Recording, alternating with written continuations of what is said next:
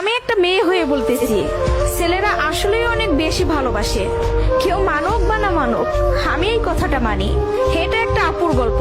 আপু আমাকে বলছিল, আমি যখন ইন্টার ফার্স্ট ইয়ারে পড়ি, একটা ছেলে আমার পিছনে সব সময় ঘুরঘুর করতো।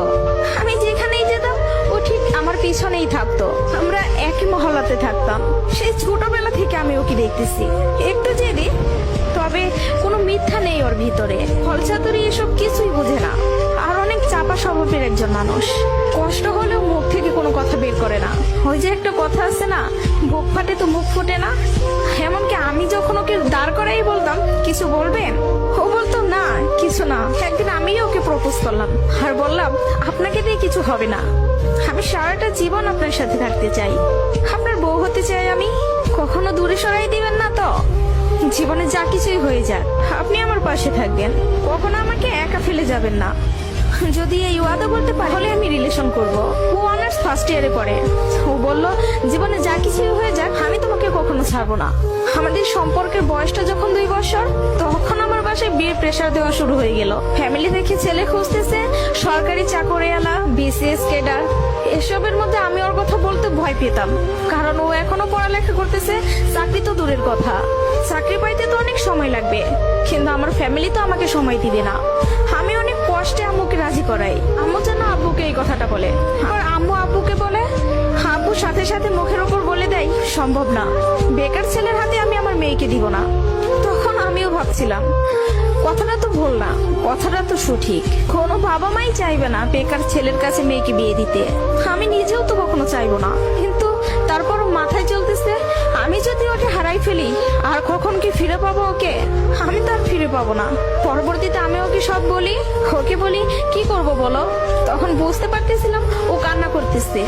ও আমাকে বলে, আম্মু ডাকতেছে, জাস্ট একটা মিনিট, আমি আম্মুর কথাটা শুনে আসি। তুমি একটু লাইনে থাকো, এসে তোমার সাথে আমি কথা বলতেছি। আমি তোমার জীবনে আছি 2টা বছর। কতটুকু আমাকে চিনো জানো আমি জানি না, কিন্তু তোমার পরিবার তোমার সাথে 18টা বছর তোমার পাশে আছে। আমি কখনো বলবো না যে তুমি তাদের ছেড়ে আমার কাছে চলে আসো। আমি জানি না আমার বাসায় থেকে মেনে নিবে কিনা। পড়ালেখা শেষ করতে করতে আরো 2টা বছর লেগে যাবে। কবে চাকরি পাবো সেটারও তো কোনো ঠিক নাই। আমি যদি তোমাকে ভালো না রাখতে পারি, আমি তো নিজেকে কখনো মাফ করতে পারবো না। আমার কাছে তোমার হাসিটা অনেক দামি। তোমার যেটা ভালো মনে হবে তুমি সেটাই করো। তুমি যা বলবো আমি সেটাতেই রাজি। এসব কথা শোনার পরে, আর যাই হোক, একটা মেয়ে তার ভালোবাসার মানুষকে কখনো ছেড়ে যাইতে পারে না।